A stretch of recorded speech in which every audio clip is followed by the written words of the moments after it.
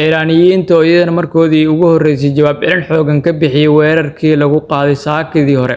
Wakaaladda wararka AFP ayaa hadda ku warantay in qaraxyo culus ay ka dhacayaan gudaha Qudus kadib markii Iiraan ay gantaalo ku weerartay dhulka Israa'iil ay haysato. Taliska ilaalada gudaha Israa'iil ayaa hadda soo saaray baaq u socda Israa'iiliyiinta oo lagu amray inay dhammaantood galaan gudaha goobaha loogu talagalay xaaladda degdegga ah ee xilligan ka taagan gudaha Israa'iil.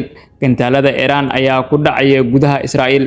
Trump ayaa yiri marka howlgalkan uu dhamaado shacabka Iiraan waa in ay iyaga gacanta ku dhigaan aayahooda.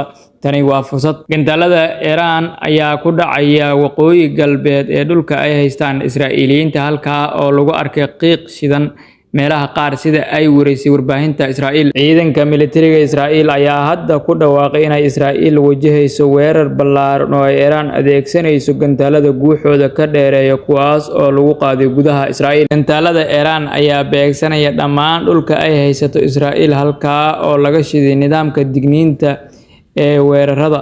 Iiraan ayaa hadda bilowday weerar gantaalo ah oo lagu jawaabayo duqeymaha wadajirka ah ee Mareykanka iyo Israa'iil ay ka wadaan gudaha Iiraan, iyadoo gantaaladii ugu horeeyay ee ku sii jeeda gudaha Israa'iil oo laga shiday dhawaaqa digniinta ee weerarada. Trump ayaa yiri marka howlgalkan uu dhamaado shacabka Iiraan waa in ay iyaga gacanta ku dhigaan aayahooda.